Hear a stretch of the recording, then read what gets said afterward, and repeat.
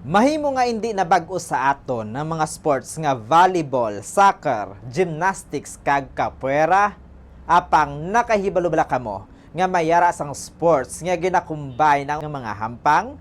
Ini ang ginatawag nga bossa ball. Ang bossa ball ang ginsuguran sa Spain sang 2004 kag gini ang ginimbento ni Belgian Philip Ekman. Kung sa diin, ginkombinar sini ang volleyball, soccer, gymnastics kag capoeira kag ang sports ang ginahampang sa isa ka inflatable court nga mayara sang trampolines. Pinaagi sini nakahuman sang dynamic game nga ginalakutan sang music nga may kaupod man nga flair, style kag acrobatics. Ang inflatable court nga may trampolines ang nagabulig agud makalumpat sang mas mataas sa mga players kag makahimo sang ilang mga nagkalain-lain nga moves samtang yara sa hangin.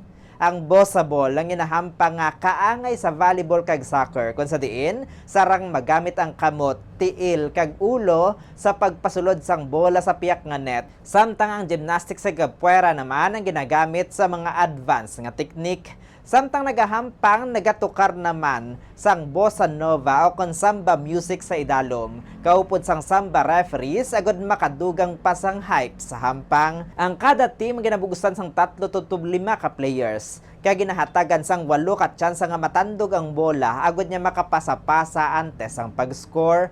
Ang score ang nakabase naman sa mapatupa nga bola sa piyak nga court, samtang mayara man sang trampoline scores o kon punto sa mas mabudlay nga mga exhibition. Ang pahampang ang madasig man nga naglapta sa Europe, Latin America kag Middle East kag ini ang ginahampang naman sa World Cup sumugod sang 2009. Para sa aton nga sports trivia, ini si Bombo Zaldiforo II and this is Bombo Radio Philippines, the #1 and most trusted source of news and information. Basta Radio, Bombo!